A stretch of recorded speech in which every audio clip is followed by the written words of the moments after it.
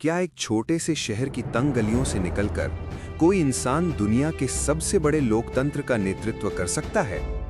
क्या एक railway station पर चाय बेचने वाला बालक इतिहास की दिशा बदल सकता है? ये कहानी है उस सफर की जो असंभव सा लगता था। ये कहानी है नरेंद्र मोदी की। 17 सितंबर 1950, वडनगर। एक साधारण परिवार, सीमित साधन लेकिन असीम सपने। बचपन से ही अनुशासन, आत्मविश्वास और भीतर कुछ बड़ा करने की बेचैनी। कहा जाता है वो सिर्फ किताबें नहीं पढ़ते थे, वो भविष्य पढ़ते थे। रेलवे प्लेटफॉर्म की हलचल, यात्रियों की भीड़ और एक बालक जो चाय के गिलास के साथ जीवन को करीब से देख रहा था। शायद वहीं नेतृत्व का बीज बोया जा चुका था। समय बीता और एक दिन उन्होंने घर छोड़ दिया। ना कोई शोर, ना कोई घोषणा, बस एक खोज, खुद को समझने की और देश को जानने की।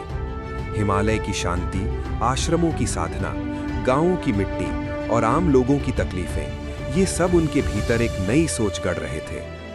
सालों तक संगठन में काम, न पद की चाह, न प्रसिद्धि की, बस एक लक्ष्य, राष्ट्र प्रथम। लेकिन इतिहास चुपचाप तैयारी कर रहा था, एक बड़े मोड़ के लिए।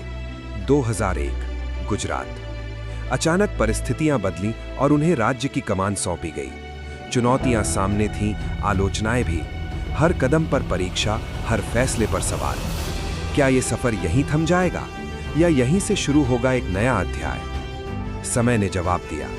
सड़कों का जाल, उद्योगों का विस्तार, निवेश की नई धाराएं। गुजरात मॉडल की चर्चा देश भर में होने लगी। लेकिन असली परीक्षा अभी बाकी थी। 2014, देश बदलाव की दहलीज पर खड़ा था। जनता की उम्मीदें एक नाम पर आकर टिक रही थी, नरेंद्र मोदी। चुनावी रैलियों में उमड़ती भीड़, हर भाषण में आत्मविश्वास, हर शब्द में वादा, और फिर ऐतिहासिक जीत। दिल्ली की सत्ता उस व्यक्ति के हाथ में थी जिसने कभी प्लेटफॉर्म पर चाय बेची थी। प्रधानमंत्री के रूप में स्वच्छ Bharat, digital India, make in India, एक नए भारत की परिकल्पना सामने आई।